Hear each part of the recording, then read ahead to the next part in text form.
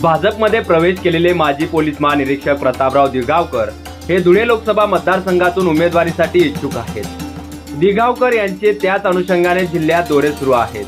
जिल्ह्यातील विविध गावात त्यांचे आगमन होतात त्यांचे ग्रामस्थांच्या वतीनं जंगी स्वागतही करण्यात आलं आहे। 3 दिवसात त्यांनी 24 गावांना भेटी दिल्या आहेत।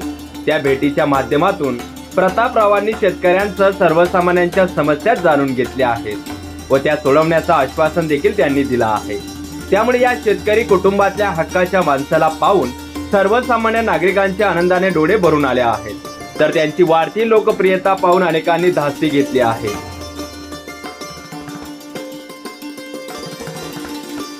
सेवानिवृत्त विशेष पोलीस महानिरीक्षक प्रताप दिघावकर यांनी भारतीय जनता पक्षात प्रवेश केला आहे। तेव्हापासून ते भारतीय जनता पार्टीचा एक सच्चा कार्यकर्ता व शिपाई म्हणून पक्षासाठी निस्वार्थपणे काम करीत आहे। भारतीय जनता पक्षाच्या माध्यमातून प्रताप दिघावकर थेट वंचित घटकापर्यंत व शेतकऱ्यांपर्यंत पोहोचून त्यांना न्याय मिळवून देण्याच्या भूमिका पार पडत आहे। शेतकरी ते आयजी असा माझा प्रवास असल्यानं ग्रामीण अर्थकारण व शेतकऱ्यांच्या समस्या मी जाणून आहे। त्या बाबतीत मी संवेदनशील असून शेतकऱ्यांना मदतीची भूमिका माझी कायम राहणार असल्याचं प्रतिपादन डॉक्टर प्रतापराव दिघावकर यांनी केलं आहे। त्यांनी धुळे लोकसभा मतदारसंघात 24 गावांना भेटी देऊन तेथील शेतकऱ्यांच्या व सर्वसामान्यांच्या समस्या जाणून घेतल्या आहेत। कोरडा दुष्काळ, विजेचा प्रश्न, उत्पादनाला भाव तसेच मूलभूत सोयी सुविधाबाबत त्यांनी ग्रामस्थांशी चर्चा केली आहे। या चर्चेच्या माध्यमातून त्या समस्या सोडवण्याचं आश्वासनही त्यांनी दिलं आहे। त्यामुळे आपल्या हक्काच्या माणसाला पाहून अनेकांनी प्रतापराव दिघावकरांना पाठिंबा दिला आहे। मी गेले 3 दिवस धुळे जिल्ह्याच्या दौऱ्यावर आहे आणि आतापर्यंत मी 24 गावांना भेटी दिलेल्या आहेत। त्याच्यामधले महत्त्वाची गावं आहेत नेर, कुसुंबा, आरवी, हिंद्रे, सीताने, कवठे, कावठी, नंतर बदाने, नांद्रे, अशा देऊर, अशा सर्व गावांना मी भेटी दिल्या। मी शेतकरी कुटुंबातला असल्यामुळे ग्रामीण भागातल्या शेतकऱ्यांच्या समस्या जाणून घेण्यासाठी त्यांच्याकडे मी चर्चा केली। प्रामुख्याने त्यांच्या 4 समस्या मला जाणून आल्या। ह्या वर्षी पर्जन्यमान अतिशय कमी आहे।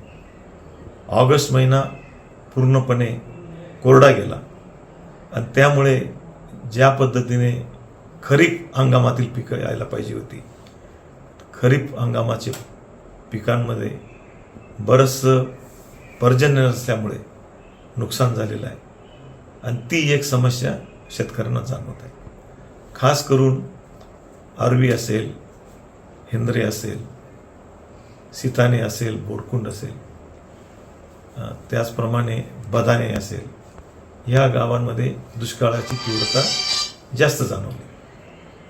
तर आता तर ठीक आहे, गुरांना किंवा पिण्याचा पाण्याचा प्रश्न नाही, परंतु एप्रिल मे महिन्यामध्ये आता जर नोव्हेंबर डिसेंबरमध्ये पाऊस पडला नाही तर रब्बीसुद्धा येऊ शकणार नाही आणि पिण्याचा पाण्याचं नियोजन, गुराचं नियोजन करण्यासाठी आपल्याला शेतकऱ्यांची समस्या लाईटा संदर्भातली होती की विजेचं जे नियमन आहे किंवा विजेचा जो पुरवठा आहे, विद्युत पुरवठा, तो दिवसा येत नाही आणि रात्री येतो। तर त्या संदर्भात सुद्धा शेतकऱ्यांनी चर्चा केली। आणि तिसरी समस्या प्रकर्षाने जाणवली की गावागावी खूप तरुण मुलं शिकलेली आहेत। कोणी MPhil झालेलं आहे, कोणी MA झालेलं आहे, कोणी इंजिनियर आहे, कोणी डिप्लोमा आहे। तर ती सुद्धा एक समस्या मला जाणवली आणि शेतकऱ्यांच्या या समस्येसाठी आपल्याला काय करता येईल या संदर्भात सुद्धा मी त्यांच्याबरोबर चर्चा केली। आणि लवकरच मी ज्यावेळेस माननीय उपमुख्यमंत्री महोदय श्री देवेंद्र फडणवीस साहेब आणि महाराष्ट्राचे मुख्यमंत्री आदरणीय श्री एकनाथ शिंदे साहेब यांच्याशी सुद्धा या ग्राउंड लेवलचा मी त्यांना रिपोर्ट देणार आहे। सर, व्हावी त्या संदर्भात काय नेमक्या लोकांनी अपेक्षा केल्या निवडणुकीच्या बाबतीत किंवा राजकारणाच्या बाबतीत? नाही, मी IG नाशिक रेंज असताना जे 5 जिल्ह्यातल्या शेतकऱ्यांचे व्यापाऱ्यांनी बुडवलेले आणि खास करून बाहेरच्या राज्यातून आलेले व्यापारी यांचा माल घ्यायचे, शेतकऱ्यांचा ऊस असेल, डाळिंब असेल, द्राक्ष असेल, कांदा असेल, केळी असेल, असा शेतीमाल घेऊन जायचे आणि त्यांना चेक द्यायचे आणि ते सर्व चेक बाउन्स व्हायचे. आणि ही फार मोठी समस्या होती. पोलीस खातं सुद्धा त्याच्यामध्ये काही तत्परता दाखवत नव्हते.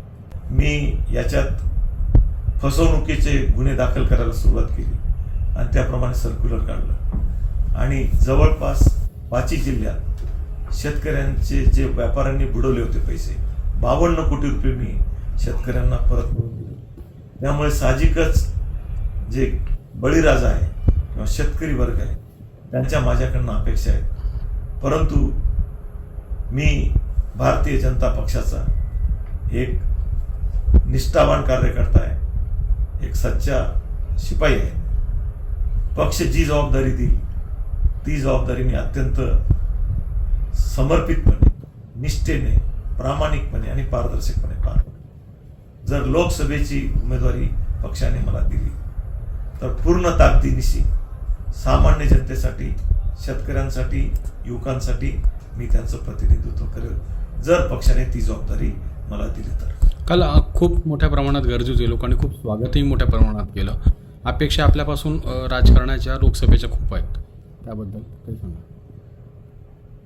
नाही, मी ज्यावेळेस 3-4 दिवस मी धुळे ग्रामीण भागात फिरलो आणि आम्ही दुपारचं जेवण सुद्धा शेतकऱ्यांच्या घरी खाली बसून घेतलं. तर शेतकऱ्यांना कोणीतरी त्यांचा जीवाभावाचा प्रतिनिधी पाहिजे अशी त्यांची प्रामाणिक भूमिका होती.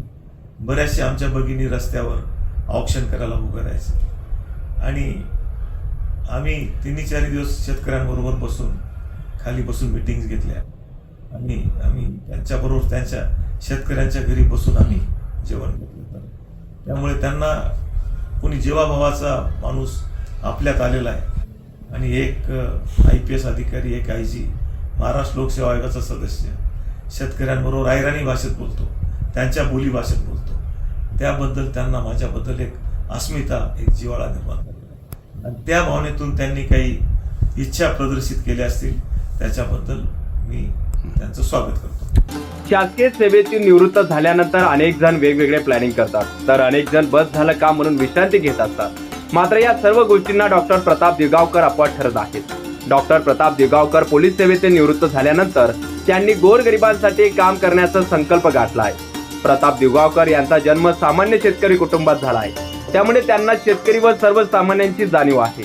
शेतकऱ्यांची झालेली फसवणूक पाहून व्यापाऱ्यांवर गुन्हे दाखल केले असून त्यांना न्याय मिळवून दिला असल्याचंही त्यांनी सांगितलं आहे. गणेश पाटील, माझा महाराष्ट्र न्यूज, धुळे.